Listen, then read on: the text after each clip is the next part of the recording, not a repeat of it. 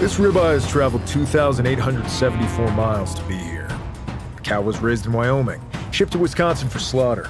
Then the meat was frozen and sent to New York for packaging, then to a distribution center, then to your local grocery store, where it sat on a shelf until you came along. Bon appetit. What does it take to keep your food from spoiling during those trips? Chemical treatments before freezing, genetic manipulation, and of course, the secret ingredient, love of money. Freshness and nutrition take a major backseat on the horrific road trip your food takes. Regardless of politics, we can all agree that eating beef that travels 3,000 miles in a diesel-powered freezer, pumping out pollution when healthier cows are raised down the street, is insane. That's why we created From the Farm, an industry-disrupting platform that directly connects customers and local farmers with a website that's as easy to use as Airbnb. This gives you fresher, higher-quality foods that haven't been shipped all over the world. With From the Farm, these numbers turn into these numbers. It also strengthens communities, reduces pollution, and helps small farmers survive and thrive. From the Farm was founded by A.J. Richards, an active homesteader, and Brooke Entz, a CrossFit Games athlete and an Amazonian warrior in the movies Wonder Woman and Justice League. She clearly has a passion for healthy food and a healthy lifestyle.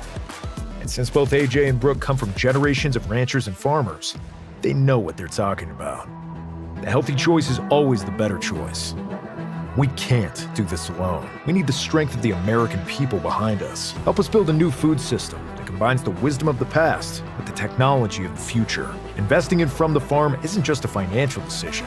It's an investment into our future, our small family farms, and our food sovereignty. Invest today. What's up, everybody? Brooke, how's it going? Can't hear you. I think you're on mute there. You're right. I was on mute. There we go. Awesome. I'm like, the weather finally changed here and it's putting me through it. So if I occasionally go on mute, it's because I have to hack like an old woman. Isn't it crazy? The weather was like 80 degrees way late and then it just turned the next day. Dude.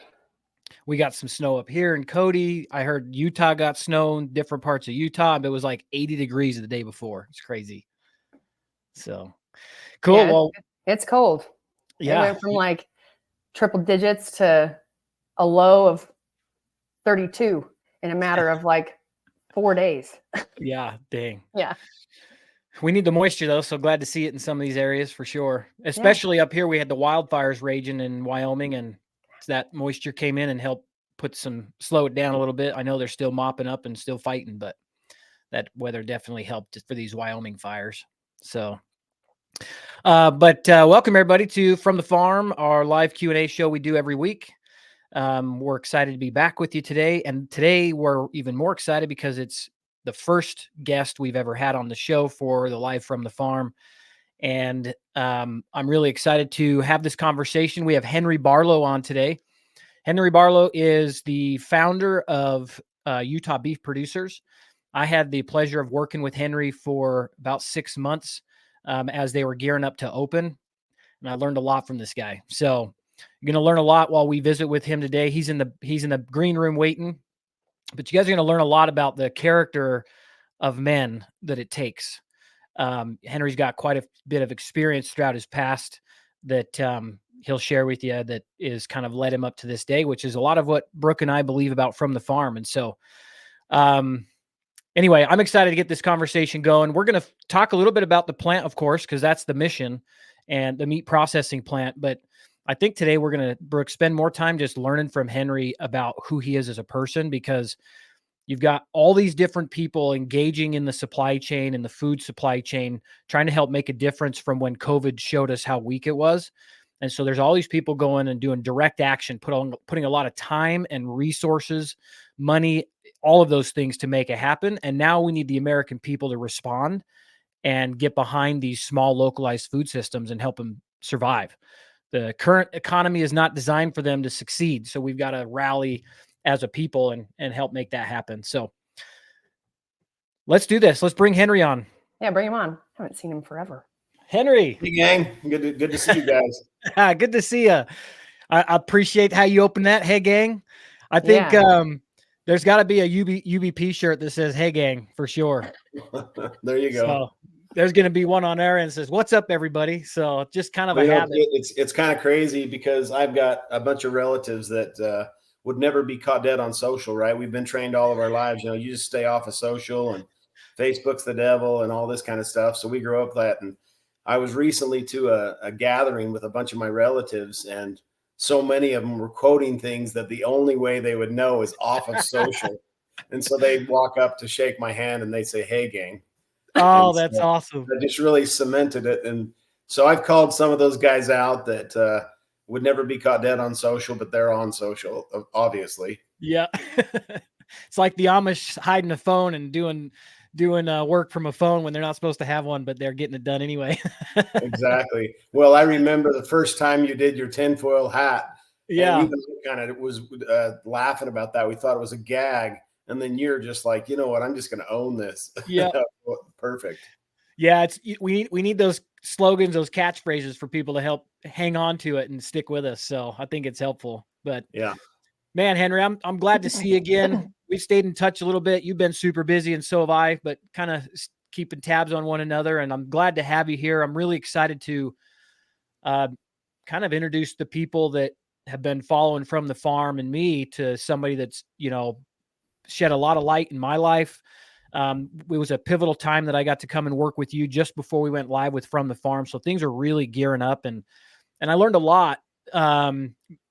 This beyond, certainly, and the most important, beyond being in the beef world, like who we are as people is what matters the most, right? Where we go is the character we bring with us. And you have a really strong character. I mean, it came from a lot of challenges, I'm sure, throughout your life, and you just built upon those. So why don't you kind of open up, tell people a little bit about who you are, where you live, and kind of what led you on this journey to take on such a big challenge.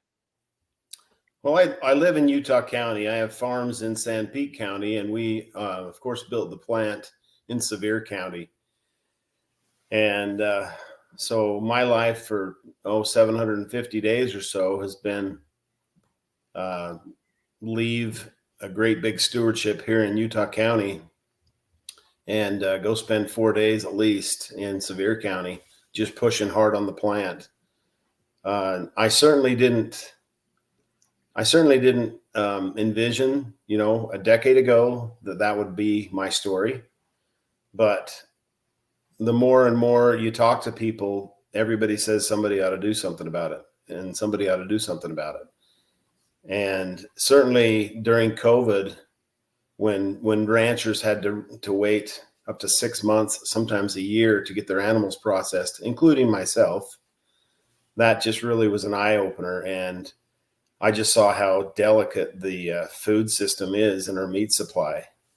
So everybody's been thinking about it and talking about it for a long time, and I certainly didn't need more responsibility, but I took on that baton and we got it started. It was quite a journey. And of course, some of that backstory, AJ, because you were with me in the early days, when we started down in Richfield. But what a powerful journey. And it's literally been a journey of miracles for sure. I'm glad you mentioned that, because that was going to be my first question. That's something that I felt and learned from you the most, was your accountability to the miracles, to the focus you brought to them. I mean, a slogan, I call them Henryisms, and they come up all the time. One of the things you're really good at was having those slogans that just stick. And so I find myself repeating them often, different ones. And I'm I wasn't even aware I held on to them, but one of the things you always said was, I often find that miracles come with a first and a last name. So Yep. Speak to that. Tell us what you mean by that. So true. Yeah. I think a lot of times we think that, God's going to send us a miracle and it's going to be some vivid bolt of lightning kind of an experience. But the reality of it is, most of the time, the miracles show up in our lives, not just mine, but everybody's, and they show up with the first and the last name. So I think if we're paying attention, then you can really count the people that walk into your life right at the right time, right for the right reason. I mean, they literally show up with the first and the last name. And oftentimes there's people that show up in your life for a reason. And other times people show up in your life for a season. And then once in a while you get friends that show up in your life for a lifetime. So, but it certainly is a journey of miracles. And you counted those, or I'm assuming you're still counting them, because when I was there, you were up to 140. Now this, and when I say this, I just want people to know, like, when I say 140, those were 140 written down, deliberate miracles that you account for. This isn't just, you're not frivolous with this. When you say when I was there and you were counting miracles, each one of those was very specific, and you kept track, which I thought was just fascinating, special, really. And so where are you up to now? I mean, I haven't been there for over a year, so. Well, we're over 200. Yeah. But it is interesting. And I think, when you're paying attention, and what it does is it helps somebody show up with the mind of gratitude. And that, besides being a message for everybody that hears this message and my message, the message is first and foremost for me, myself, because the grind that I have had to face, for all these many weeks, the most important conversation that I can have. And so any of us in a fight like this is the conversation between our own ears. And so counting those miracles and numbering those miracles and, really being in a mind and a place of gratitude, it helps you to keep that head conversation the right way. I think that's actually a good, a great observation or example of what we can do as a community or just people in a culture where it's so focused on self. Truly, miracles are happening around you all the time. But the only way you're going to see it and then be able to be grateful for it is you have to take your eyes off of yourself and what you have and what you need and what you want and all these things, and open up to the people around you and genuinely want to get to know them, because you're also not going to know what kind of miracle they're meant to be in your life if you don't hear them. You know what I mean? Absolutely. So if any of you guys are at home thinking like, I don't have 200 miracles, like, you actually might. But you have to be in a headspace and in a space where you're willing to see it and you're willing to be grateful for it in the moment and then be aware of it, because then it will stick, just like it's sticking for Henry, being able to remember and mark them down, and it means something. Yeah. Well, when you're going through some really stressful times, I just want to be grateful and express gratitude for how much it means when somebody walks up to me and just, the smallest little comment. It makes a difference, because, the reality of it is we're up to something big enough that it's destined to fail without God's support. And of course, that's by design. I mean, on my top left of my whiteboard, that's what it reads. But this last week, I had a couple of powerful experiences. A couple of my guys said, come on, let's go get a shake, get away from this and go get a shake. So Mr. Wood from Elsinore, this is thanks to you. Never met the guy before in my life. We're up there and I'm going to go pay for a shake. And he goes, this man's money is no good here. And he bought my shake. And he says, I bet there's not 50 people in this whole valley that aren't just so grateful for what you're doing. And, that means a lot. Also this week, walk into Costa Vida, have a guy that's been his entire career working at a big Packer plant, working on their vac systems, and that says, hey, so Kevin, thank you. Comes up, says, if you need any help on anything like that, you call me. I'm right here. Yeah. So it's been amazing how many people just care and how much that means to me. So I really appreciate that. Thank you. Yeah, that resonates with Brooke and I too, because the same, for us taking on this mission, like it will only, the enemy is so great that will only happen by God's design and the miracles and the people wanting to support it. It's just too big. Yeah.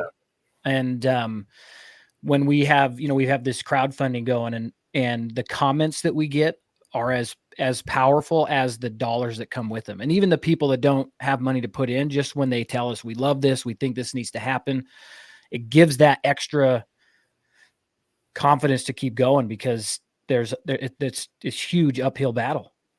So when one of the things, talking about challenges, one of the things I also took from you is that the saying that, God doesn't tell us everything we're going to be up against, because if he did, some of us would choose not to be born, right? So talk to us, share with us about some of these share with us how, like, what's your routine? That's the one thing I also noticed about you too. You have an incredible routine that you are committed to. And your morning starts with communicating with the one and only, with God. How does your morning routine set you up to take these challenges on throughout the day? What does that look like? Well, recently I invented a new word to help myself, and really I shared it with a couple of my family members, and there's so many people that have asked me to share it with them, but the word is wet wraps, WETRAPS. And the W stands for write your story. And I think it's important that we journal, when you, like the journey that you guys are on, I hope you're keeping a journal because it matters. Your story is too important not to tell. E is for exercise. So that's speaking Brooke's language right there. So I wish I was, I wish I was a tenth of what Brooke is on the E for exercise. It's an ebb and flow. It's a lifelong journey. That's the thing, Yeah. I know, but you don't realize, Brooke, but it really is inspiring to, just see how you go after things. So that's what the E is for. The T is to set aside time to think and ponder. And I think when you're up to big things, and just like the things that you guys are up to, you've really got to create that headspace where you can really ponder it and get deep, because it's a chess game. So that's the T. And R is for read and study, develop a love of learning. So each day, that's part of my daily rituals, is I go through and I try to read and study. I've had to figure out things that are absolutely out of my wheelhouse, building this plant. And it's amazing what you can read and study and find out about. So that's been a key thing for me. A is attitude, to show up with an attitude of gratitude. I mean, really do a self-check when you start your day, to really show up with an attitude of gratitude. And the P is pray, of course, pray. And really invite, like you said, AJ, that divine intervention to walk into your life. And you need that. I need that. And the last letter is S, and that's for really Sherry. My wife has really taught me the power of that. And that is sunrise, sunshine, and sunset. And all of my life, I was taught not to look at the sun. And now, whenever I can, I try to catch that morning sunrise looking straight into the sun. And so at least one time during the day, if you don't catch the sunrise, then make it a point to catch the sunshine or the sunset. So that's one thing that helps manage my daily rituals. But I think a lot of times we think that the big things in life are the things that are guiding us. And really, it's just the little things. It's always the little things, man. Yeah. And that's why I think, in anything, whether it's in relationships, it's the little things that end up making or breaking it. It's not the big things. Big things are really easy. It's like really easy. Like, I got to make a decision on this.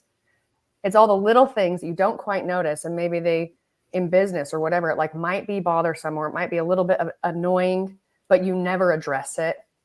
It could be in part of a process of like getting something from point A to point B, whatever it is. But it's all the little things. And then eventually, when they all come to a boil, right? Either the whole thing burns down or you're just now stuck in a very high state of stress. I understand that. And it really wears on your health and wears on your body and your mental health. And I mean, all the things in your life. But it's always the little things, like the nuances and the stuff that don't seem important to handle right now, or you try to be bigger than them. But you have to pay attention to the little things. They matter way more than the big things. Yeah. Why the slaughterhouse? What so the moment you thought, okay, this is what I need to do, what kind of space were you in? What was happening that had you think this is where I need to put my time and my talents? And let me just say this too. I'm going to drop this up here real quick. This is an aerial view of the Utah beef producers, the plant that Henry and his team built. It's a good sized plant. I mean, this took a lot of work, and I was blown away with how fast and how small of a crew you'd had to do this. I mean, the amount of work your guys got done every single day was just mind blowing. And I'm sure even today it's carrying forward in the processing side. which speaks to leadership. But what had you decide this? I mean, we all saw the challenges, but why this? And why did this scale? What was that like for you in that moment where you're like, I'm going to go for this? And what was some of the journey to get there? Well, I mean, to start with, why at this scale? I mean, if in the farm and ranch community, if you have 2 or 3 animals that go get harvested, you could probably figure that out. You could probably wait the 6 months, or just, you could pull a favor, you could get it figured out. But the reality of it is, in agriculture in Utah, there is no large scale facility to be able to process animals. And so literally thousands of animals leave the state every year to be processed somewhere else. And ag has always been an important industry for Utah. And that's a massive missing component, is the ability to get an animal slaughtered and then with a USDA bug on it, so that then it can go anywhere it needs to go. So there's been a huge missing, and it's a big enough struggle that I can see why nobody in Utah for 50 years has built something like this, to this scale. It's a massive problem. I mean, they said build a plant. Well, who knew you had to bore an interstate freeway, install a mile of pipe to be able to connect onto the sewer. And then after that, before you can connect to the sewer, you've got to build a wastewater treatment plant, and you've got to have a waste plan. I mean, those 3 components are hard enough even without the plant. So it's been just a hell of a big lift, for sure. Yeah. And the facility you bought, the building, the main building you guys are looking at that has the gray roof, that was existing. It was a beer distribution warehouse. And then you can see the white roof with the red barn color in the back. You guys had to add that on as the animal receiving facility. So you took an existing structure and adapted it for the use of processing beef. That's right. Cut up the floors, installed walls, concrete, refrigeration, electrical, had to upgrade all of our utilities, put in a massive amount of electrical and transformers, upgrade the water. So it was a lot of upgrades, a lot of build out, and a lot of figuring out. And we got enough of it done to open in about 80 weeks. So that wouldn't have happened had I had to make every decision with the committee. Literally when new information came, I was able to switch gears and just go ahead and get started on whatever that new information was. Which was amazing. I mean, there were times we'd be walking around and all of a sudden a whole wall is moved that day, 4 feet, 6 feet, because new information came. And because there wasn't that committee, you're like, nope, let's do it. I mean, the leadership behind making those decisions that were going to be pretty permanent, and the confidence you had to do that, where does that come from? Like, what were you doing before building the slaughterhouse? Obviously you were in construction, but tell us about that too. Well, so I've had a window and door business for 25 years, and then added on to that concrete business and construction. So where we do commercial concrete and excavation, and then some general contracting. So also during the heyday for solar, we had a solar business, and all during that time, always had a love for ranching, and God put enough cows into my space that I needed more land, and then put more land in my space and needed more cows. And so that took me on I really feel like God put those things in my life for me to be able to see the pinch points that the rancher sees, because I'm not some 5th generation, farmer. So we grew up on a small farm, had a wide variety of animals, but we did not have, a lot of cows. So I've had a love of that and grown that over the years to the point where I can see the pinch points that the rancher and the dairyman are in right now in Utah. Yeah. What's been the experience now that you're around for these producers? What have you been hearing from them? Like, tell us about the blessing that Utah beef producers has become for that region. Well, I'll tell you, I had the president of the Dairymen's Association come to me, and he said, I wanted to just come in person and tell you how much this means to all of us. like this means so much to all of us. Hmm. And he's representing, he's representing hundreds of families in Utah. So literally what we said was about turning around cattle that have had to leave the state of Utah to get processed elsewhere. They're staying here, and they're actually being contracted and sold back to Utah people. So even though, we are reaching out through shipment and whatever, there's a lot of our product that's going to Utah. Yeah. So you're helping to regionalize the Utah food supply chain. I mean, you and I had many conversations about the volume that could be done there to feed Utah if it was necessary for Utah to just feed Utah. And even with the capacity you have is still only scratching the surface, which is important for people to know that one, these things that are being done by you and others are absolutely necessary. We have centralized so much that that's the risk that we're in. So decentralizing is the only way. But it's like a chicken and egg. You have all these guys like yourself putting all this energy and effort in, hoping the consumer's going to see it and follow suit. And so that's the challenge, right? You've put all this effort in, but now to try and reach the population of Utah so they know that you're there, they can start supporting the plant. So exactly. Yeah. Well, and people need to understand too that this is certainly not all about Utah beef producers, and it's not all about me. I mean, the reality of it is, there are other small producers, and all across America, we need to get behind and help and support those people. And we can do that by voting with our dollars and spending our money in those places. So, I mean, we have the capacity to do quite a bit. And as we scale to the scale that I built the plant, as we scale to be able to fulfill that potential, it's amazing what we can do, because we have the propensity to be a really big player in this region. But I want to just emphasize that it's not just about us. So if you have a local meat shop in your area, you need to do what you can to support them, and buy local and buy from the smaller guys and be able to support them with your dollars. yeah. Yeah, if you guys are just joining us, I want to remind you that you can type questions and we'll be able to have Henry answer those if you have any questions for him specifically. Henry Barlow is the founder and builder of Utah Beef Producers based in Richfield, Utah. I had the pleasure of working with him for a few months, so I got to know the operation intimately. I know that the picture you're seeing right now is Henry's favorite spot in the whole operation. It's right there where the cattle lead up to the chute, and it's a beautiful spot to stand and show people what the whole process looks like. So we've got Henry Barlow here, builder of Utah Beef Producers. It's a processing facility for beef in Richfield, Utah. So if you have any questions, ask them.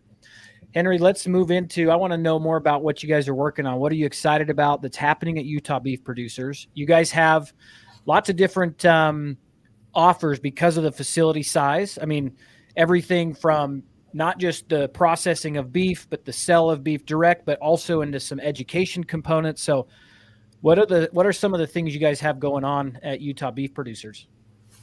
Well, so we're excited about, as we get some final things dialed in, we're excited to not only be able to serve more ranchers, farmers, and dairymen, but we're excited that from Richfield, our shipping lanes are so good that we can literally hit a quarter of the meat eaters of America generally within 2-day ground. So we want to kind of light a fire under people to know where their food's coming from, and we can fulfill to quite a big region because we're right on an interstate. We're right a quarter of the meat eaters of America, right? Mm-hmm. within reach of the plant. And of course, we've even shipped back east, and we'll ship air freight for somebody if they want. We actually have had that way more than you would think. I would have not expected that people from Jersey and Connecticut are like, no, ship it to us. And interesting, a couple of weeks ago, we had a guy from Texas route his trip to make sure that he came by the plant. Been following us since we started building it, and he wanted to come and buy meat, left with about $1,000 worth of beef. So That's thank you, awesome. Texas. So you've got your direct to consumer stuff, which is what we're showing here, boxed beef, or a box of beef anyway, assorted different assortments. You can find these on utahbeefproducers.com, or you can find them on From the Farm. They've got different products in different areas, but this is the box beef program. And then just to kind of educate the consumers listening now, what does it look like when you don't sell it direct to consumer? What's the life cycle of, let's say you're working directly with a producer, you're helping them move their cattle when they're time to be processed. What does it look like on the other side for an operation like yours? What's that downstream life cycle of that beef? Well, so if I understand your question, there's a large part of the products that go through the plant that go at a wholesale level. Okay. So they will in turn go to somebody who then supplies restaurants, or maybe they supply a grind contract. And then also we help some of the ranchers to, if they'll do it on enough scale, we will be able to white label and even ship for them. Okay. Yeah. Now, that's not something that we can do if somebody doesn't have volume, because it's a really, really cumbersome process to be able to facilitate that correctly. Mm-hmm. Yeah, you're managing SKUs. You really have to become a partner to serve them on the fulfillment side to that level. It makes sense. Well, Yeah. and sometimes people don't realize that there's like 5 or 6 different levels of beef. Okay. Yeah. So we have been knocking it out of the park. I mean, we've gotten feedback on some of our Wagyu, like this is the best I've ever had. But the reality of it is the masses are not going to be able to afford Wagyu cattle. Okay. Mm-hmm. So I've told my staff, we need to be able to not only have the Wagyu class, the prime, and the choice class, we need to have a lower class, a select, so that we can feed the masses. Because the reality of it is what's coming in this nation. I mean, that's going to become a really important thing. And right now, people are coming off of years of having a lot of disposable income. And I suggest that going forward, it's not going to be that easy. So we need to be poised and ready. So if you think about all the different SKUs and then have that in a select, a choice, a prime, a Wagyu line, and then even one more. So my own cattle. So there's some people that don't want any vaccinations. They don't want any shots, no hormones, no nothing. Grass fed, grass finished. Now, a lot of people that's the buzzword. Yeah. But the reality of it is you're not going to get out of a grass finished animal. You're not going to get that same fat and that same flavor. Yep. But there is another reality too. And there's people that have gut health problems that are realizing the importance of exactly eating that. Okay. Mm-hmm. They need a leaner finished animal. So that's 6 verticals. And within those 6 verticals, you've got to have all those SKUs. And then you take and put multiple labels on that, like Utah beef and then others. Mm-hmm. I mean, that's tough because you can't label it after it's frozen. The labels aren't going to stick. Right. So you've got to make a commitment, and that means inventory. And that's one of the hardest things about this business is cash flow. Yeah. I mean, people don't realize it, but in the 26 weeks we're brand new. We're 26 weeks old, and yet the millions of dollars of money it takes in cash flow to be able to cash flow this thing. Yeah. It's rough. And then the amount of storage capacity for that many SKUs to have all those different labels, like you just don't have the space. I mean, it's a lot of it eats up space real quick. Yeah, absolutely. Yeah.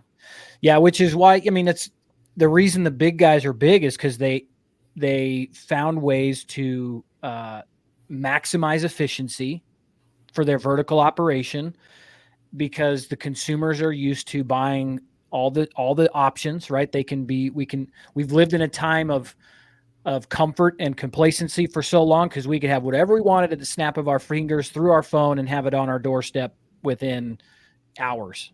And if we want a stable system, you can't build one. I mean, we're seeing the results of what that looks like. So consumers, need to kind of consider what does it look like to live more sustainably in their own. And I use that word very loosely. You can plug that in with your own, hopefully positive notation of what sustainable means. But I wish you and Brooke would come up with a new word. yeah, I know. It's not us. We also aren't in charge of the greenwashing and the Yeah, Exactly. the trendiness of that word. yeah. I think I just was peeking on the comments on here, and I get the feeling, and it's not only because of what people say. I mean, I sense it around when I'm out in community and when the conversation comes up about food supply and where we are and what it looks like. It's always, I guess what I want to say is I urge everyone listening, I think we're so conditioned in our country, especially at this point, to there always be something happening, right? It's like there's always something that we're on the cusp of, and it sounds like everything's going to be over after this, and it's I think it's part of the whole operation of trying to keep people in fear, because then we don't pay attention to things, we don't actually act on things that we can make a difference on.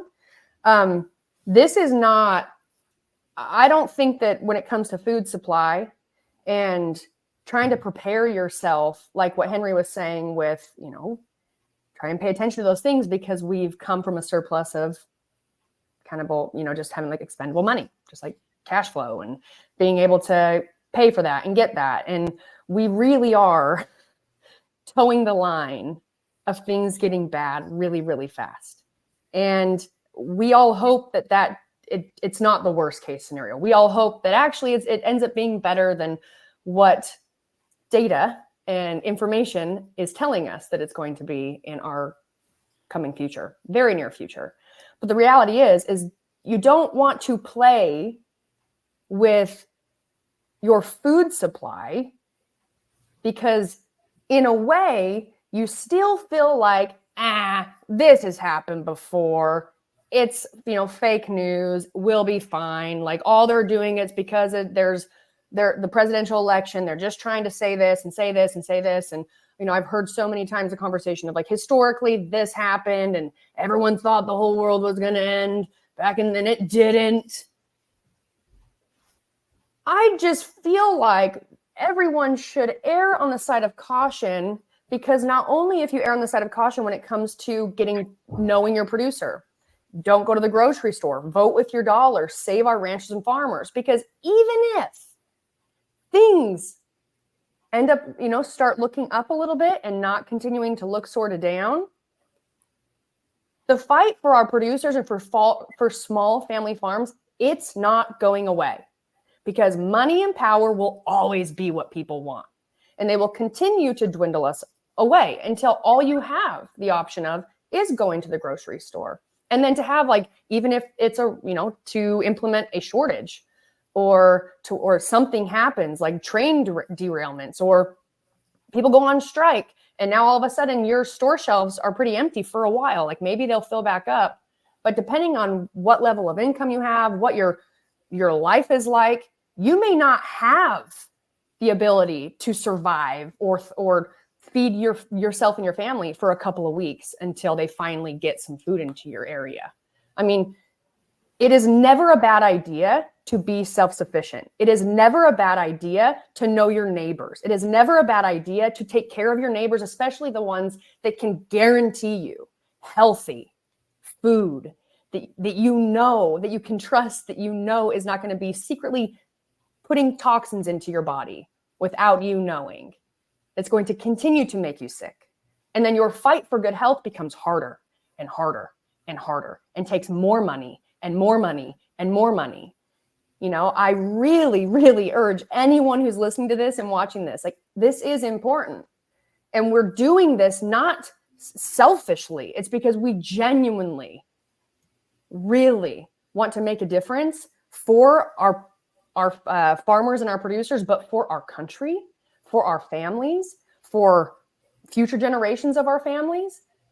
And we spend a lot of time reading and talking to people and researching, not just what's happening today, but all the stuff that's happened in the past. historically, because we can learn from the past. We would be so stupid to have the mindset that like, well, life's way better. Like that was like 100 years ago. Like we don't live like that anymore. That would never happen. And it's like, oh, well, no. It repeats. Yeah. The history repeats itself. So be prepared. So if you're in Utah, if you are in Utah, you got to get behind like places like Utah beef producers. You got to get behind your local farmers and ranchers. If you, this is the first time you're hearing about this, and maybe you have a local producer that it's like your neighbor, or maybe it's a cousin or whatever that produces a decent amount and sells to people in your area, get them involved. Get them connected, because what we're trying to do, and Henry's trying to do, it's creating a community of people that all have the same values and the same desires for a much healthier future for our country, but just being able to have the right to have food sovereignty. It's an enjoyable practice to grow your own food, to steward your own land. It is such an enjoyable process, and it's hard work. And it's not for everybody, but everybody wants and deserves a healthy, clean product that is nutrient dense, that is aiding in your health, and then downstream in your health. Yeah.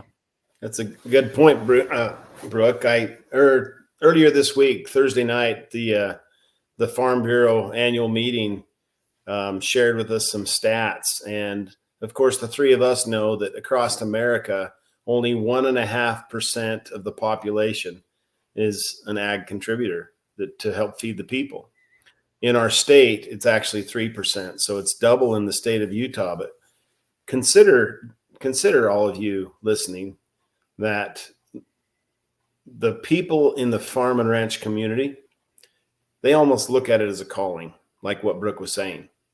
They look at it as a calling to do what we do. I mean, I certainly didn't need the experience. I feel like it's what God called me to do this plant. I have enough business experience and enough stewardship. I didn't do it for that reason. I did it because I felt like it was what needed to be done. And I think that people in the farm and ranch community, they look at it as a calling. Most of the people in that community, they spend 16 hours a day, and they wrap up their day by wondering how they could find 3 more hours to finish the chores. It's a big deal. So having a gratitude and appreciation for the growers and the producers and the farmers, the ranchers, the dairymen. I mean, it starts with gratitude. And then like Brooke was saying, vote with your dollars and spend it there. Yeah. Well, just one reminder too, because if you don't have a direct connection to agriculture or the lifestyle, maybe you always grew up in the city, maybe your family was never tied to that, and that's extremely understandable. But I'm just going to state the obvious that we all know, but I think some people think about more than others.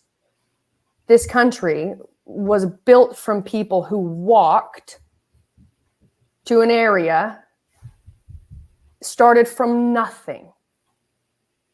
And I mean, clearly this is something that is like one of the most driving forces for me, that like, I am like deeply rooted in my family heritage, and my family, my ancestors, that's what we did. AJ, same thing. Southern Utah, nothing. Families had to work together. You had to work the land. You had to be building, buildings and roads and bringing in, things like electricity and power and internet and radio. I mean, our culture did not just start this way. You had to have hardworking, community-driven, God-fearing, but people that were never going to give up. And it was a calling for them. It was build this for you and for your generations to come.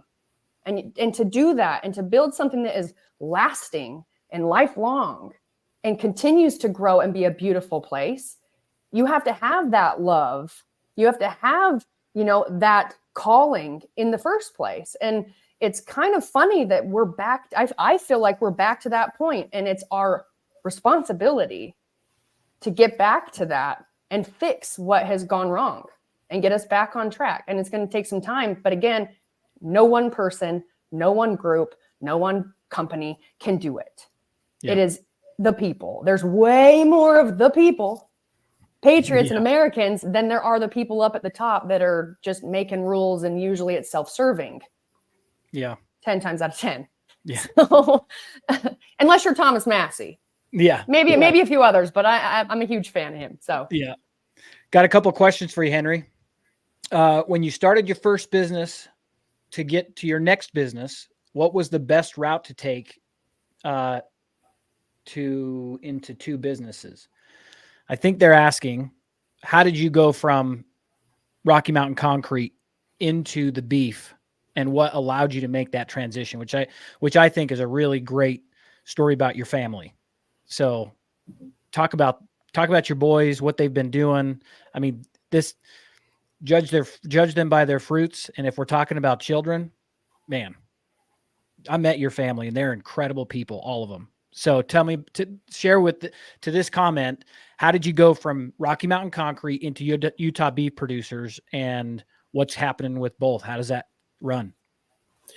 Well, so that has been a powerful story, to watch my family step up at the same time I stepped up, because the reality of it is I have a great big stewardship in Utah County with businesses and ranch and animals and family. And I mean, it's a big stewardship here.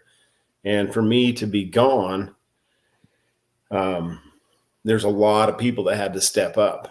So the family had to step up to take care of things that I was usually quarterbacking at home. They had to step up there. And my sons in the business, it's amazing how they have stepped up.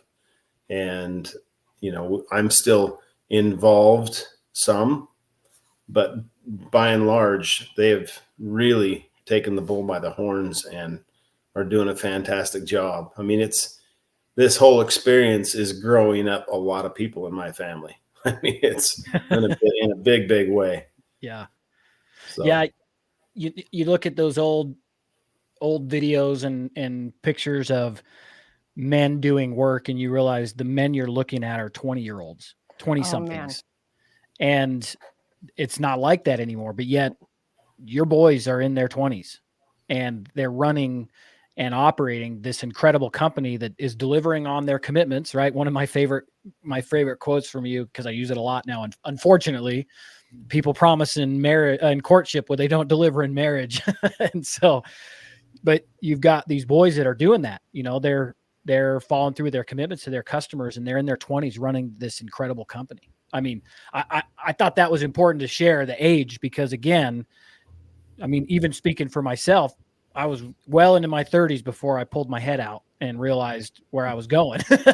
So I'm impressed by your boys. I had spending time with them, and just I say boys, the young men that you have there operating. I got to tell you a funny story. I was asked to be a keynote speaker and down in Sevier County when all of the ag teachers for the state of Utah assembled for their annual convention.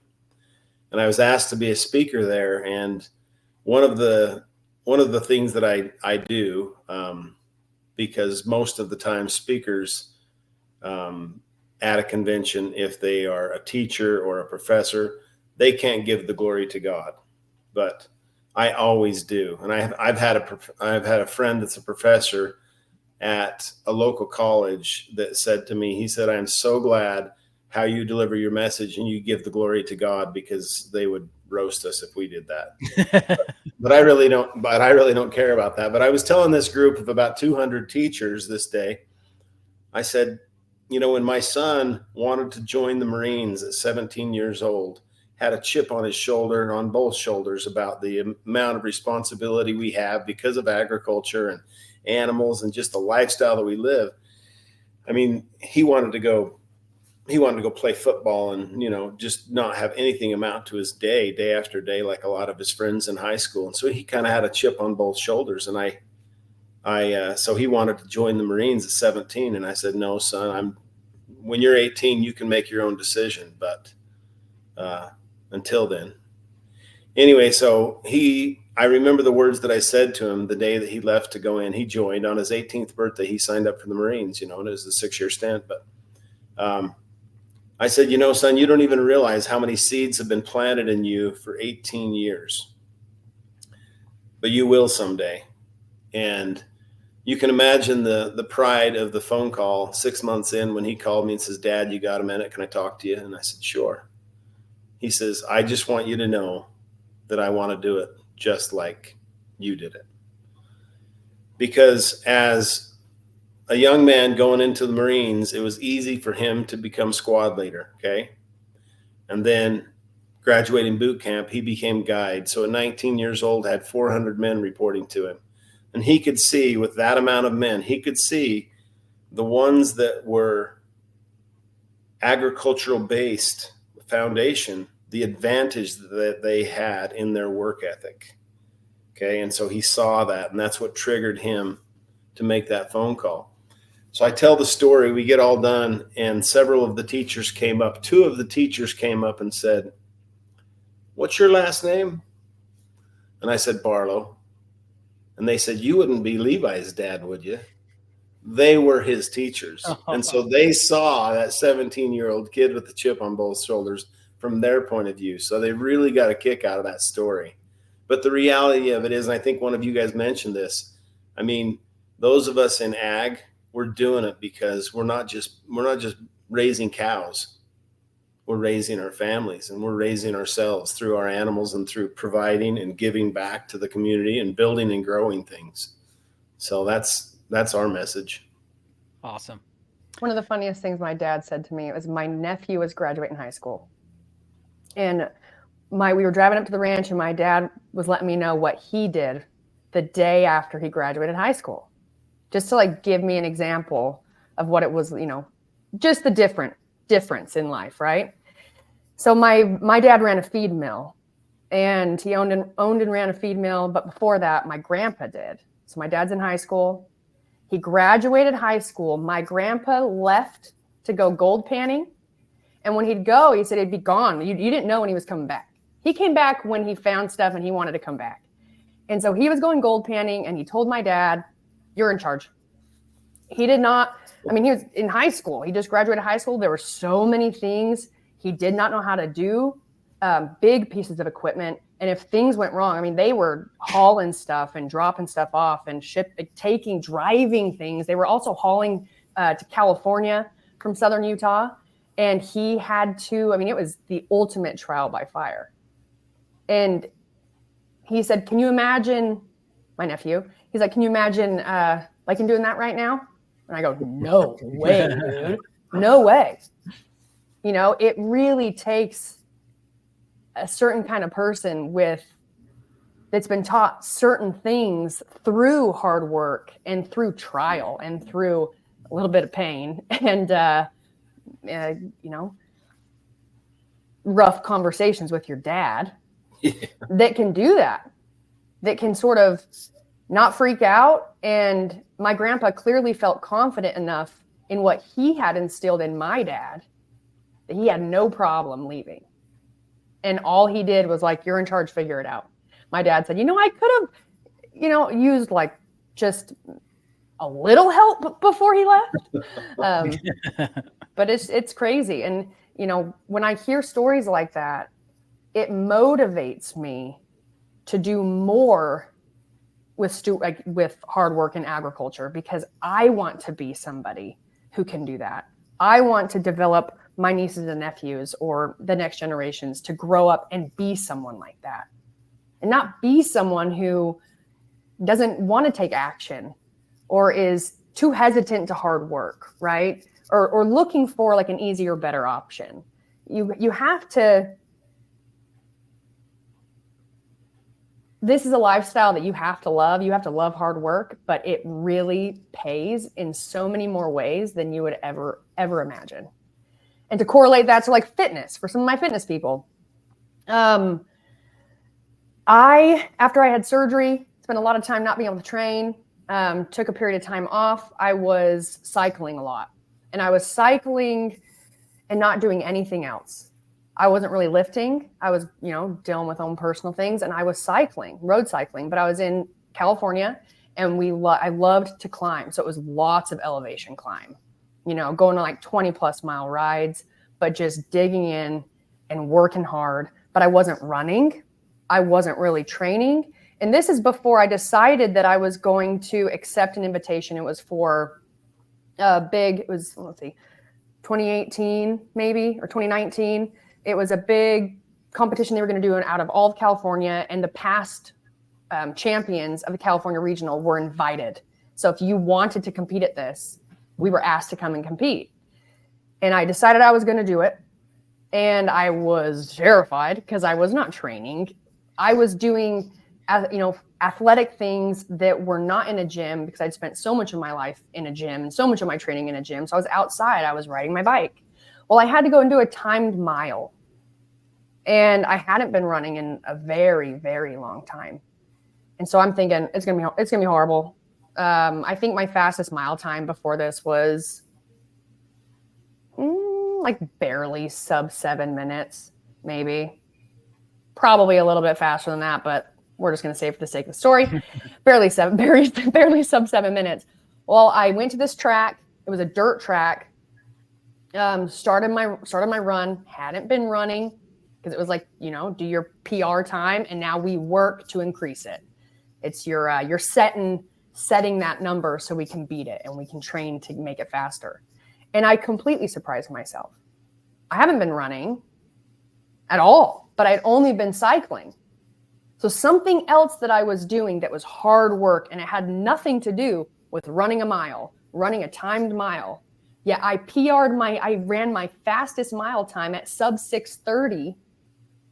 I wasn't training for it, wasn't planning on it. I was focused on something completely different, a full different modality of training, yet it crosses over. Certain things cross over. Certain things you can focus on and work on, whether it's in a form of your character. I mean, definitely if it's in a form of your character, that 100% crosses over to every experience you're going to have in your life and every relationship you're going to have in your life. So not that anyone needed that correlation, but now you have it. And you also know that after not running for a long time, road cycling with major elevation increases on a bike will transfer over to increasing or decreasing your mile time. I was going to say, especially with the hill climbs, that's my least favorite part. We won't talk about my mile time. I also want to just say this. A lot of times I talk about my boys because they're in the business, but the reality of it is to my girls of how they have stepped up. My son Taylor also, when Levi was gone for 6 years to the Marines, stay the course and stay right in the game. And at a very, very young age, so impressive to see his discipline and accomplishments and, leading teams of men when he was 20. It's just really impressive, running big commercial jobs, experience way beyond his years, and how my girls have continued to step up at home. And I just appreciate the whole family. And certainly, Ed and JJ there at the plant, as you watch them, AJ, it was Ed, JJ, myself, and always a little band of rebels building that thing out. So fantastic to have good people around. And they worked the hours of producers. Your guys didn't stop. It was awesome. It was really cool to see. Here's a question from somebody: small farm, Northeast Ohio, plus minus 30 head, 300 acres, sell to locals out of the garage and ship to my home in California for personal consumption. How would you recommend expanding a bit in the areas of processing? So he's a small operation. This a big problem nationwide, this processing, which is why the blessing that you brought to Utah. And that was the thing, when we first on this journey, I knew Utah needed a slaughterhouse. I was selling beef direct to consumer and couldn't get in, but I didn't have nearly the amount of skill sets necessary because we looked into building one. And after working with you, I'm like, well, I'm glad that this guy took it on. He's prepared for this. I would have never been, but Utah needed that, right? And so this is an issue nationwide. This is a problem facing most producers. Have you had any conversations with people outside of Utah or other places that are asking you, like, what would you do in those situations? How would you look to expand your ability to process? Would you recommend them building their processing facility, partner with people? Any thoughts you have on that, Henry? Well, I did have I had a gentleman drive down from North Dakota without an appointment in the hopes of getting some time with me, and I actually took time with him and went and spent a couple hours with him. He wants to do the same thing in North Dakota, but so 30 head, lives in California, selling it in California or back at the farm, I don't know, but and how to expand that. I guess the couple of questions would be are you looking to expand like your head count? Do you have a customer base for more? Can you raise more cattle? Because we could probably help facilitate, the slaughter of those animals and then getting them to you if you had a network that you could get those out into. So that's one. Number two is, if you live in California, did I hear that right, AJ? He lives in California? His ranch is in Ohio, but he lives in California. Yeah. So there's certainly a massive need in California. So if you have a way to distribute your own beef, I mean, what a perfect setting, because there is a lot of people in California, I think, that would like really good, trusted beef, a good source like yours. So I think that you have the propensity to, with just a little bit of effort, right in your own, wherever that area is in California, to be able to distribute that on a retail level and sell that direct. So you just need to get, your packaging figured out. Yeah. Would you recommend, I mean, you took on a really big lift with the size of operation. Do you think guys should be looking into processing facilities of their own if they're in remote locations that don't have them? How would you, from your experience now, maybe I think your lessons learned and maybe even some warnings would be as valuable as anything else. Not as a way to not do it, but just to be on the lookout for it. Well, it's going to be a lot harder than you think. Mm-hmm. Like, I've done some really hard things in my life, and this is the hardest thing I've ever done. There is so many needles to thread and all at the same time. And the amount of money it takes and cash flow, and just it's unthinkable, the amount of processes and systems and things to figure out. So I would think twice about that before you go and do that on your own, unless you could have a coalition of people to be able to support you in that. Certainly with that kind of a head count, you're not going to produce, you're not going to want to go do that unless you're producing a lot more, because the juice is not worth the squeeze. Yeah. One thing I've seen is small groups of producers getting together, and then together they go and build an operation. Yeah. So that it's not one man trying to keep it floating. It's a group of people floating it for their own customer base. I've seen that happening, and it's probably, I would say, probably far less stressful than what you've gone to do on your own with this size of facility. Are you? Yeah. It's a two-edged sword, though, on that, AJ. Also, yep. I mean, it's not like anytime you have too many cooks in the kitchen, sometimes you have a hard time getting to the decision. Yeah, and so that in and of itself can sometimes hijack a business, or a mission. So it's certainly a two-edged sword, but there is strength in numbers. And if you can be united on the same mission and the same journey, why, it's good to have. Yeah. So it's like there are good partnerships. Yeah. And there are bad partnerships. Right. And so I think it's just having the right people on board. I mean, I went through some pretty, some of the things that I actually won't say on this podcast right now, AJ, in your firsthand, some of the hard trials that I went through. the reality of it is, for me, I had to get to the point that I was making a decision to go it alone, because I don't want some more immoral characters in my space, not for love or money. Yeah. So I think that's the bookends, that I tried to get, live within. Yeah. And without going into detail, I remember that was a big growth moment for you, because that's about when I came on. And so now it's about it was learning how to trust people again, and how to filter out and find the right people. And because it can cause a lot of problems. And I have heard of a lot of co-ops that don't make it because they didn't have clear communication in the beginning. They didn't have one chief that was leading, and everybody else says, okay, you drive and we'll sit in the right seats on the bus. Where do you need us? If everybody's trying to be the chief, I mean, like you said earlier, and what was so awesome about being part of that build towards the end was how fast you could make changes, because it didn't have to go by committee. And so you just were able to do what you knew was right for the business. So, another question is, how did we do all this meat stuff throughout history? That's a good question.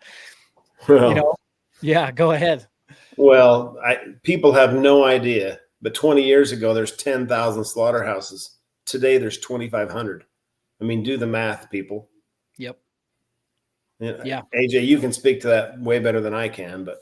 Yeah, that's the answer. In the past, it, like Brooke was saying before, it was a community that served each other.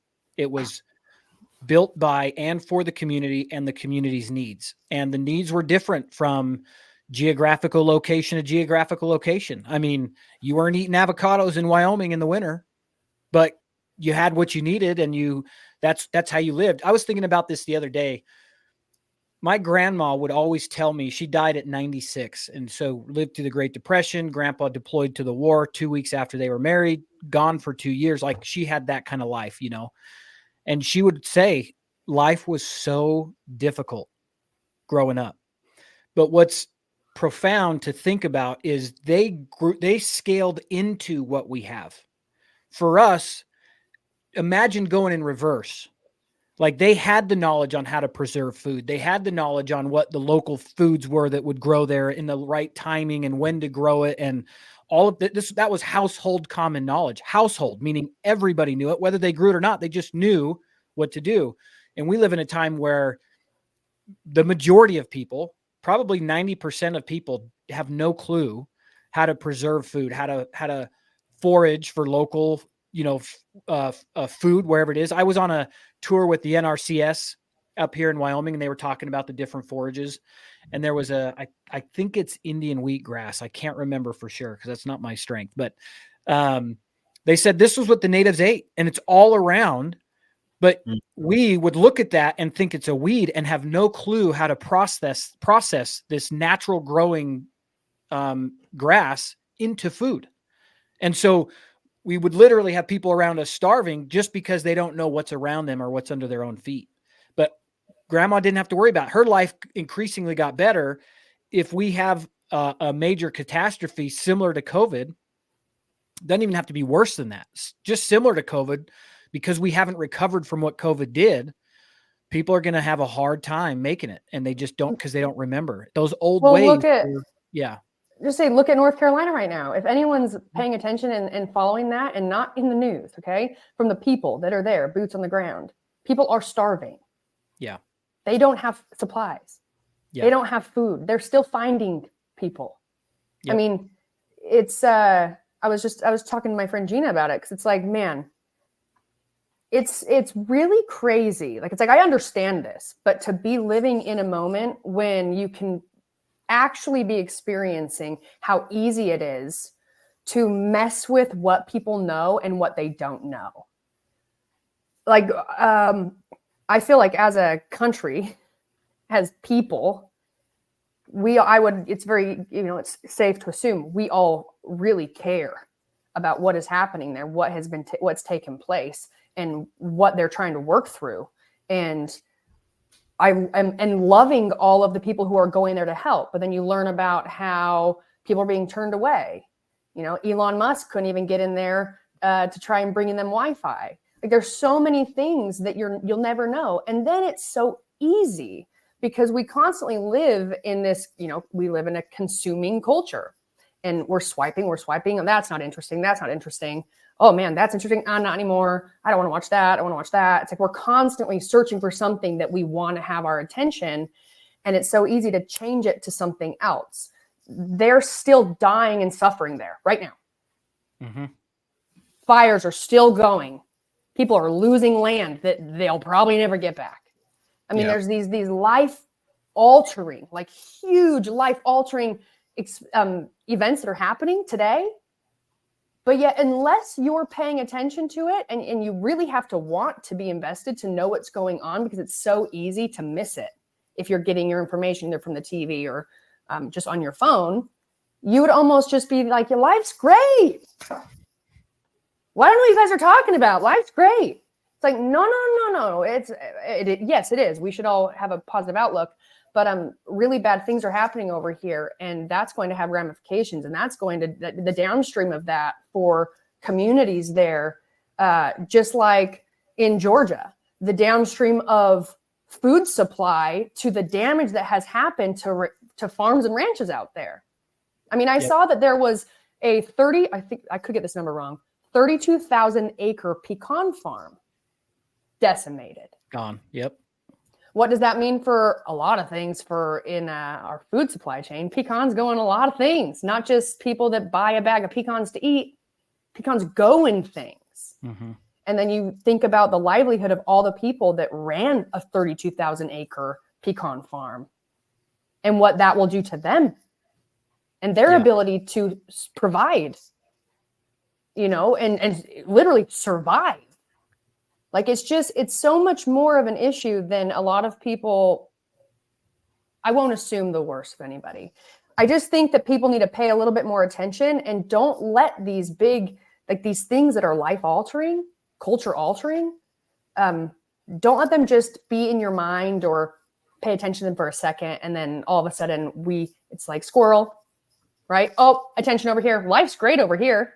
I'm going to choose not to pay attention to all that other stuff because it will downstream affect everybody, everything to do with food, unless you're okay with, just the industrialization of our food that's killing our health and has been for a very long time, and having a few people be in charge of deciding what we can and cannot eat. And you can go to the grocery store and find it, or you can't find it. And if they want us to eat bugs, you're going to eat bugs. You're going to put this and that, because now you've lost either maybe they don't take away the right to grow your own food, but maybe they just make it so impossible that you actually can't afford it, or your land is gone. Or now you barely even have enough space. You don't even have a house of your own because now we're all in apartments because we're not going to own anything, right? Yeah. Yeah. It can just end up being so much worse than anyone can even imagine. And this is not something that I think is worth playing with the idea of like, oh, that's a conspiracy. Yeah. Well, no, it's just better to err on the side of like pay attention to what's happening to our neighbors. Pay attention to what's happening to your community. And then instead of just sitting back and waiting for someone else to do it, you may not actively be able to do something. Like I can't actively load up and drive to North Carolina and help out, but I can either vote with my dollars. I can donate to certain groups that are doing that do have the trucks, they do have the ability to do it. Or if it's for ranching and farming, if it's supporting your local butcher shop, keep them in business, go there. Just pay attention to how you are fitting into the puzzle of this whole thing and make sure it's for a positive outcome and not a selfish outcome because it's the most convenient for you. Right. Well, whatever it is that we're up to, I think if we get people to just turn up their intensity, I mean, think if we could just get people to turn up their intensity just 20%, think of the force for good that we could be all across America. So whatever circles you're running in and whatever causes that are good that you're up to, if we could just amp up and turn up our intensity just 20%, think of the force for good. And like 5% of that is voting this year. So I'm just going to do this plug for a reminder that you have to take part in creating the future that you want. We all do. Yep. I think I can speak for myself because I never truly I also don't want to, growing up, I never really knew how important it was when I was younger, like before I even could vote. Yeah. So even when I turned 18, it wasn't important to me, especially because all I heard is more so like or maybe I even just kind of had the mindset that like, I'm one person. Yeah. Like I'm one person, there's millions of people, like minus one vote, it's still going to end up where it's going to end up. But even if that's how you feel today, and I'm also not going to say that there's no validity to that, right? Because I don't know the ins and outs. I'm not in there counting votes. I'm not, a part of the process, but every one of us are a part of the process. And if we have this one thing that we can do as citizens of this country to be a part in creating the future that's better for future generations and for our current lifestyle, if that's what we can do, then we need to do it. If there's the one thing we can do, we can vote. Yep. Let's do it. So if you are thinking, I don't want to vote, don't do it for yourself. Do it for your kids. Do it for your neighbors. Do it for your future kids. Do it for your grandkids. Do it for, think about anyone but yourself. Yeah. And then decide to go vote. Yeah, that makes me think about how I felt about COVID. And isn't it interesting now that we have the advantage of looking back? It was like we had the opportunity to decide where we would draw that line in the sand. And isn't it interesting how the ones that chose not to wear a mask, you would feel like you had a new best friend that you'd never met when you walk into a store. You like had an instant camaraderie. And now we have the advantage of seeing how detrimental the mask was for health reasons across America. Mm-hmm. And so what did we learn from that experience? One of the things that we should have learned from that experience is the loudmouth left wants you to think that you are a minority. Yep. So whether you're talking about voting, Brooke, like what you brought up, or whether you're talking about turning up your intensity or standing up a little bit louder and stronger for what you believe in, I mean, it matters. And so the reality of it is across America, there's way more good people than knuckleheads. It's just that the knuckleheads have been the only one talking. Yep. So we have got to up our game. Yeah, 100%. I have noticed there's way less talk of the silent majority because the silent majority is not so silent anymore and we need it. So, want to get a couple more questions back on the slaughterhouse and we'll wrap up, Henry. So, Brian asked, how many employees does your plant take to run? So are you at capacity with employees? Are you looking for employees? I mean, this was another miracle coming from Cody, Wyoming, same population that you have in Richfield. We had a really hard time finding employees here, but man, those miracles were just rolling through those front doors. So how's that look right now for you guys? So no, we are not running at capacity. We've had to throttle the plant a little bit until we get the rest of our obstacles overcome. Mm-hmm. So we've got around 25, 30 people, maybe 31 people employed right now. And we look to grow, and we can grow. It's a big lift for the cash flow that is involved in a plant like this. So a really big lift. But so increasing sales direct to consumer, increasing sales wholesale, all of the above. What is that? What helps Utah beef producers get there? It helps increasing sales direct to the consumer for sure. Yeah. Because the reality of it is it gives us more throughput. Yeah. And we built a machine. Yeah. And in order for the machine to someday operate in the black, we've got to get the machine more throughput. Okay. Yeah. Makes sense. Yeah. And I've said this many times. We did a show a couple of weeks ago that was all about processing facilities. I think it was last week. And a processing facility cannot make enough revenue just processing for other customers. In other words, another white label that's buying wholesale or just doing processing for another rancher. A processing facility needs to have a retail value somewhere in its operation. It could be byproducts, it could be jerkies or snack sticks or tallows, or it could be partnering with ranchers that don't want to deal with all the logistics of customer service and, shipping and all of that kind of stuff.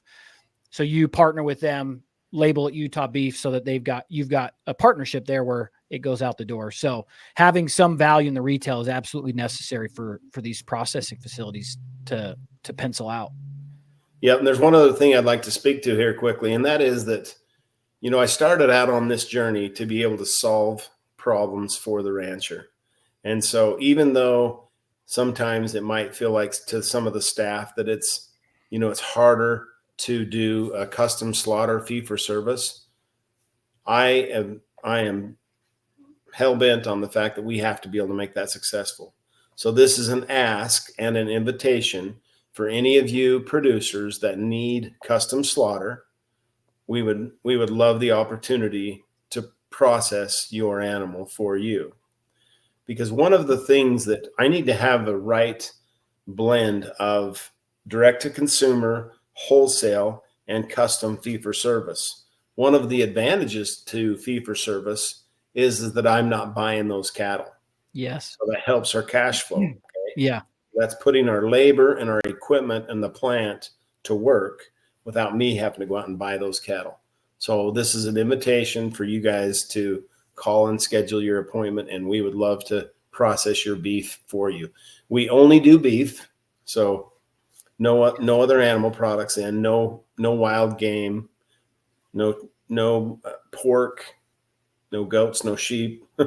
Yep. So do you do they need to have a minimum order? What does that look like for you guys on that side? A minimum, not a minimum order, but number of head of cattle? No. Okay. No. Great. Perfect. Yeah, we can process whatever they've got. And let me speak to that too, just because I was with you in a lot of those conversations in the beginning, picking out what kind of equipment to use. And so I just want to say that if you are somebody that Utah beef producers is within range, we put a lot of time and effort and energy into making sure that what you got back for your customers was incredible. They would be proud of the packaging. They would be proud of the labeling, more importantly, how it was cut. I mean, the staff that you have there, again, the miracles that came in, people that know what to do. So if you're looking for a place that knows how to process specifically for your goals of going direct, Utah Beef is set up for that. We put a lot of time and energy into that. So you can't go wrong by going there. Yeah. How would a person from different state get the cattle to your facility? It's a good question. So that would obviously be location relevant, but how would you say if they're out of the state, but you're within the distance they need to be, what's the best way for them to get it there? Well, I mean, I believe that you should transport them on what's logical and makes the most economic sense for you. We can receive a stock trailer at a time, or we can receive a semi at a time. So just call and schedule it. You can reach us on Utah Beef, UtahBeefProducers.com, or you could find us on Instagram or YouTube or Twitter or TikTok or all of those. The plant phone number, maybe you could post this up. Yeah. AJ, for any of those scheduling, is 435-287-BEEF. So 435-287-2333, 287-BEEF. I have a question, and I'm guessing this is for Henry, and I am not sure if I'm just going to ask it. Okay, not my question, but why do you only sell in package deals? Is there limited product? Why do we only sell in package deals? That's the question. I don't know. Let's bring a little clarity to that. We showed the package options that they have here. That's probably what she's referencing. Maybe what they're looking for clarity on. Do you offer quarter, halves, and wholes? I know on the From the Farm website, you can buy in a la carte, so you can pick your steaks, your ground beef. So you can shop however it fits you. That's one of the benefits I truly see for you, Henry, is that a lot of times the smaller operations don't have the capacity to sell out a la carte. And what we're seeing on From the Farm is a lot of consumers still like the convenience of choosing what they want, not being forced to take a box of what you decide. So because of your size, you have that capacity. Smaller operations, it makes it really challenging to manage inventory. But because you have the relationships with wholesale buyers, you can probably move through the overages of ground beef when, it's not hard to sell steaks. Those always want to go, which is why a lot of the smaller producers that are only finishing a few head a year, they can't sell steaks only because they'll be left trying to find a home for hundreds, if not thousands of pounds of ground beef. But a facility like yours, you have the ability to offer those primal cuts only and then sell out your ground beef through your other channels. Yeah. So you can order, Brooke, to answer your question, you can order exactly what you want, pick and choose. And you can also just get a box. In other words, we do sell quarter halves and wholes, but the reality of it is for the masses, they generally don't have 6 deep freezes like AJ in their garage. True. Or like us, we've got beef and it wasn't my question, Henry. I know what you do. Yeah. Been there. Yeah. In fact, I'm trying to just, every time someone new joins the live through my Instagram, it throws all it of up. Yes, but Yeah. I was going to just grab her name really quick. Oh, right here, Brandy. Brandy, there you go. Highly recommend just going to their, either check them out on From the Farm or go to the website for Utah beef producers. But a lot of people around like different holidays and things like that, they will consolidate and do packaged plans or a box that you can get. You're going to find that with any producer, but also they do offer where you can do a la carte and pick what you want and do things like that. So we'd like to make it really simple too. If you've got somebody, a family member that lives somewhere, instead of sending them something else, let's send them some good beef and we'll ship it right to them. Yeah. Christmas is coming up. Thanksgiving, replace those turkeys with prime rib roast. I'm telling you, that'll be a bigger hit for more, I think. Now's the perfect time to try out what they have there, and especially with the holiday season. And if you have room, if you don't currently have a deep freeze, if you have room where you live to get one, highly, highly, highly recommend getting one and doing something like invest in doing like a cow share. So investing in like getting a full beef or half beef or quarter beef. I personally think unless it's a space issue, never go quarter beef. You always go at least a half beef. Yeah. You're never going to be like, oh man, I have too much. Yeah. Well, I have too much. I think the three of us grew up with parents who looked at a freezer as important as a bank account. Yeah. I mean, all of us, we grew up and that was an insurance policy for my parents. They had meat in the freezer. Mm-hmm. And that was just really important all my growing up years. And that's remained extremely important to me as well. Yeah, likewise. And on the quarter halves and wholes, some benefits of that is usually you can get it cheaper because it doesn't take as much management to manage smaller orders. So going in on a whole beef with 3-4 of your neighbors is a really great idea, and sharing that, splitting it up. You can split them up pretty evenly. I mean, you get like 20 to 24 steaks in an animal. You get, so you can portion it out pretty fairly if you guys all pitch in on that. And because a lot of people don't have the big giant freezers that we do to store that volume, but you need about, matter of fact, I might be able to throw this up here real quick, but for, it's different sizes for different freezer sizes, cubics, they call it cubic foot for different, pounds of beef. If I can find this real quick, maybe I can throw it up for you guys, but I have this chart that seems pretty helpful. I'm probably, here we go. I can do this. I thought I might promise you something I couldn't deliver on. So this is a nice little graph kind of showing what you would need for freezer size, right? So you've got if we're talking a half a beef, here's a quarter right here. So you're talking, this is based on a 24 cubic foot freezer. So it's 80 to 100 pounds on a quarter beef. That's what you need to plan for. So one other thing, yes, huge positive for anyone who, let's say you have space for a freezer, you've just never actually purchased and you never gone that all out and got a whole beef or half beef or whatever it is. It really can feel like it's a big price up front because you're like, oh man, that's a lot of money. Yes. But it's not when you compare it to what each thing would cost you in the grocery store. And then even more than that, it kind of is a safety net for any sort of intense fluctuation with the beef market. Yep. Because your cost of beef in a grocery store is dependent on other things. That's right. So if you are wanting to have that little bit of safety net that just makes you feel a little bit more secure as well, I mean, that beef is going to be fine in the freezer. Forever. Well over a year. Like people are like, how long can it be in your freezer? Well, my sister's still eating some of her beef in her freezer from like a year and a half ago.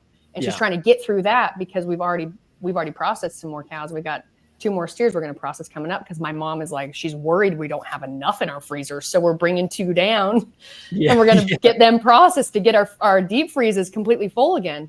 Nice. So Henry, any closing thoughts or parting words for us? Anything that you maybe felt impressed to share with everybody?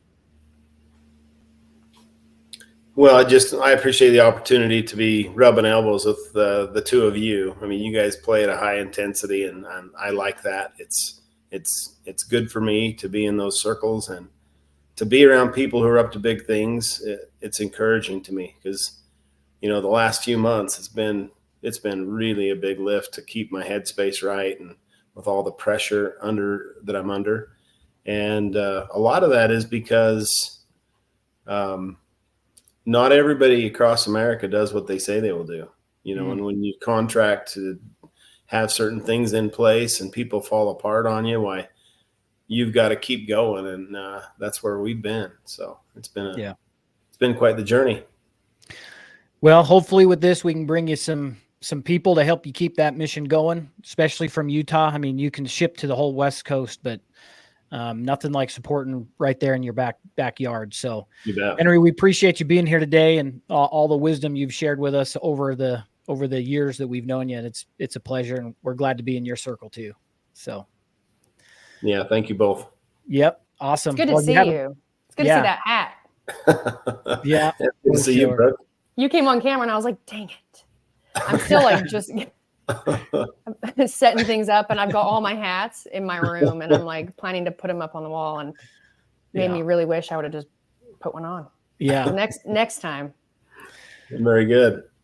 Well, that's it for us today, everybody. Thanks for being here. We appreciate it. Henry, appreciate you sharing your wisdom. Everybody, if you get a chance, check out utahbeefproducers.com or visit From the Farm and look up Utah Beef Producers there. One last time, I'll throw Henry's number up here for you guys that might have cattle you need processed, 435-287-2333. And that's Utah Beef Producers. And with that, everybody have a blessed weekend. Showed us anything our food supply chain really is. I would hear the news talking about empty store shelves in the city, no meat. But yet I'm driving through the country and I see cattle standing in the field that a customer could buy. My name's AJ Richards, raised in St. George, Utah. My family are 5 generations of ranchers. I'm Brooke Ants. Today it can be incredibly difficult to be a farmer or rancher, even for people that have been doing it generationally. And it's not because of the work, but it's actually pressures from the big 4.